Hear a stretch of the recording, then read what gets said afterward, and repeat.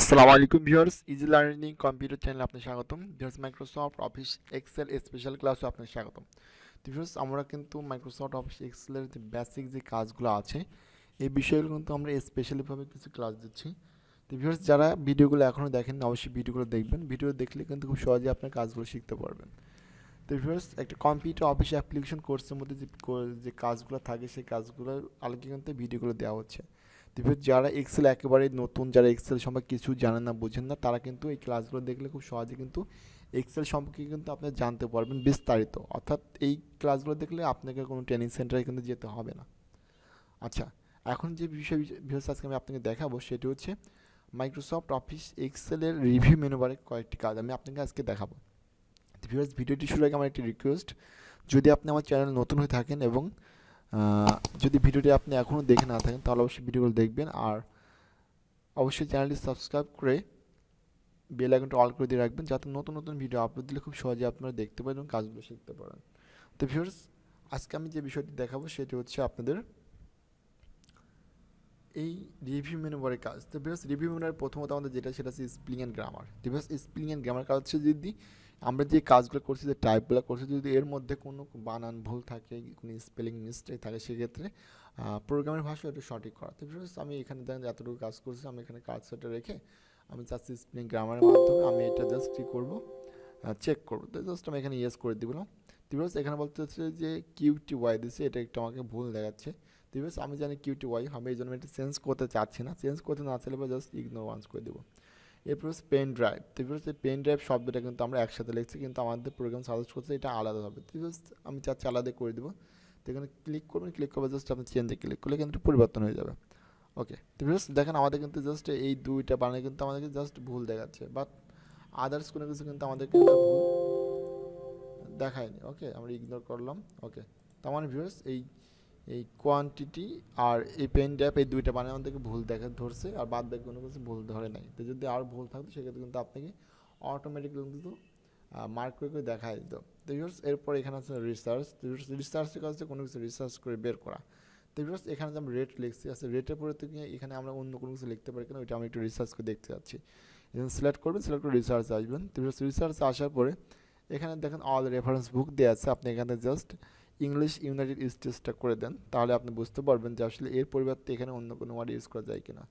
তো দেখেন আপনি এখানে কিন্তু এই যে ডিগ্রি অ্যামাউন্ট, তাহলে আপনি এখানে অ্যামাউন্ট ইউজ করতে পারতেন, স্পিড লেভেল রেটিও পার্সেন্টেজ, অর্থাৎ বিভিন্ন কিছু কিন্তু আপনি চাইলে ইউজ করতে পারেন। তো সাপোজ কিছু সময়ের জন্য আমি চাচ্ছি যে এটার পরিবর্তে আমি এখান থেকে হচ্ছে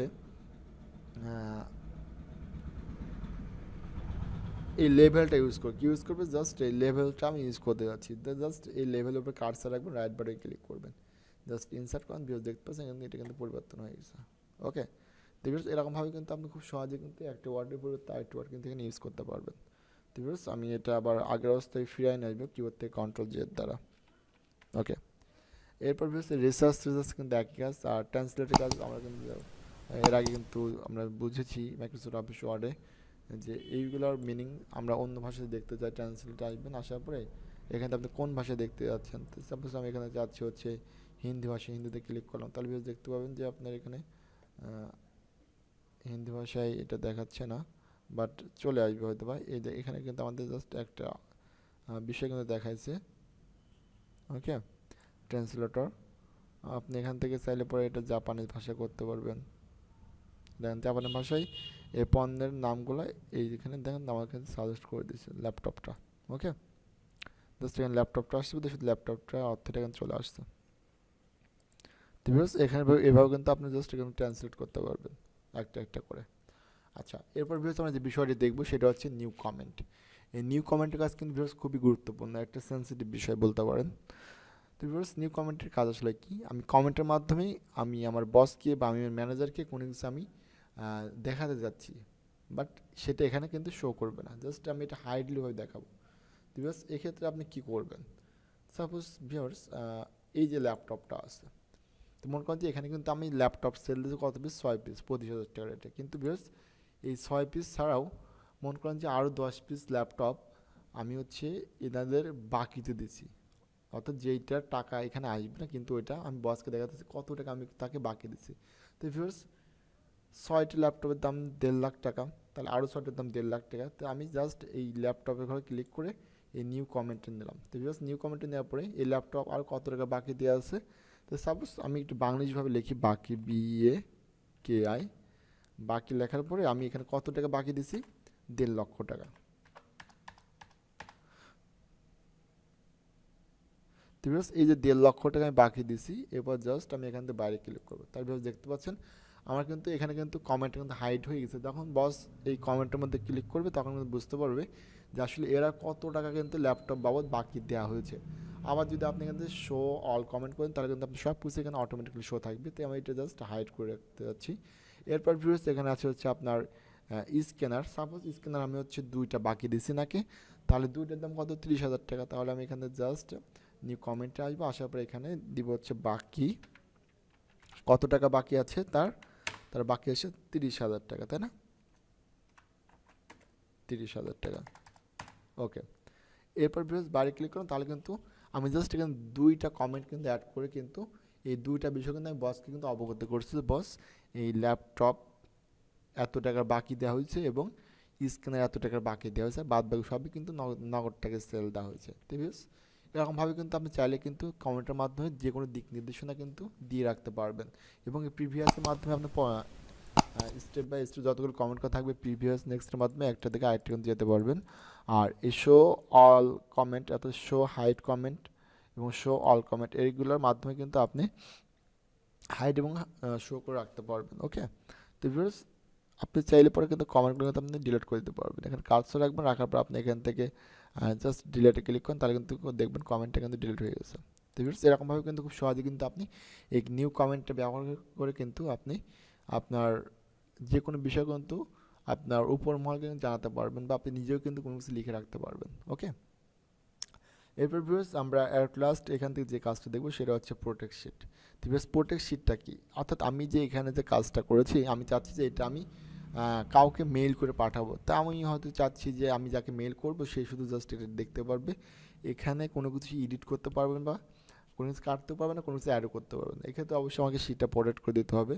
তো শিটটা প্রোটেক্ট করতে হলে পর আমাদেরকে যেখানে জাস্ট প্রোটেক্ট শিটে আসতে হবে। তো প্রোটেক্ট ওয়ার্ড বা প্রোটেক্ট শিট কিন্তু একই পর্যায়ে কাজ করে, আমরা এটার পরিবর্তে আমি কিন্তু এটা করি। তো আমরা প্রোটেক্ট শিটে আসবো, আসার পর এখানে দেখেন আপনি কী কী প্রোটেক্ট রাখতে যাচ্ছেন, ডিলেট কলাম, ইনসার্ট, হাইপারলিঙ্ক। তো আমি চাচ্ছি সিলেক্ট আনলক সেলস এবং সিলেক্ট লক সেল, অর্থাৎ আমার যত সেল সিলেক্ট করা আছে প্রত্যেকটি সেলে কিন্তু এটা অটোমেটিকলি থাকবে। আমি যদি এখানে জাস্ট এগুলো উঠাই দিই, যদি জাস্ট ফরম্যাট রো করতাম বা জাস্ট ইনসার্ট রো করতাম, সেক্ষেত্রে কিন্তু আমি জাস্ট রো কলামগুলো কিন্তু বৃদ্ধি করতে পারতাম না। ওকে, বাদ বাকি সবই কিন্তু করতে পারতাম।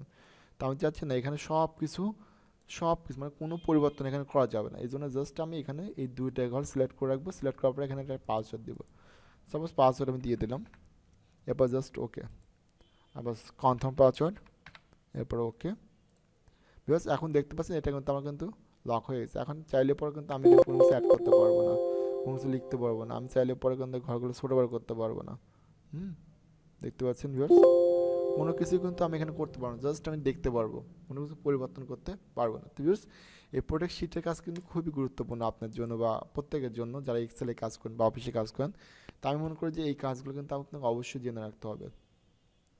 আপনি যদি পরবর্তীতে যদি শিটটা আনপ্রোটেক্ট করছেন তাহলে আপনি কী করবেন, আবার আপনি এখানে আনপ্রোটেক্ট শিটে আসবেন, আসার পরে আপনি যে পাসওয়ার্ড দিয়ে প্রোটেক্ট করেছেন ওই পাসওয়ার্ড আবার এখানে দিয়ে দেবেন। এরপর জাস্ট ওকে করলে কিন্তু আপনার শিটটা কিন্তু আবার আনপ্রোটেক্ট হয়ে যাবে। এখন কিন্তু চাইলে আপনি কিন্তু কোনো কিছু অ্যাড করতে পারবেন, ডিলিট করতে পারবেন। তো ভিউয়ার্স এই হচ্ছে আমাদের রিভিউ মেনুবার মধ্যে প্রয়োজনীয় কাজগুলো। তো ভিউয়ার্স যদি ভিডিওটি আপনার ভালো লেগে থাকে অবশ্যই একটি লাইক করবেন আর চ্যানেলটি সাবস্ক্রাইব করে বেল আইকনটা অল করে দিয়ে রাখবেন। কারণ ভিউয়ার্স আমি কিন্তু এখন বেসিক লেভেলের কাজগুলো আপনাকে দেখানোর চেষ্টা করতেছি, পরবর্তীতে কিন্তু আমি অ্যাডভান্স লেভেলের কাজগুলো কিন্তু এই চ্যানেলে কিন্তু আপলোড করব। তো ভিউয়ার্স যারা কম্পিউটার অফিস অ্যাপ্লিকেশন কাজ শিখতে আগ্রহী তারা অবশ্যই চ্যানেলটি সাবস্ক্রাইব করে বেল আইকনটা অল করে দিয়ে রাখবেন। তো ভিউয়ার্স আজকে এই পর্যন্তই, সবাই ভালো থাকবেন, সুস্থ থাকবেন।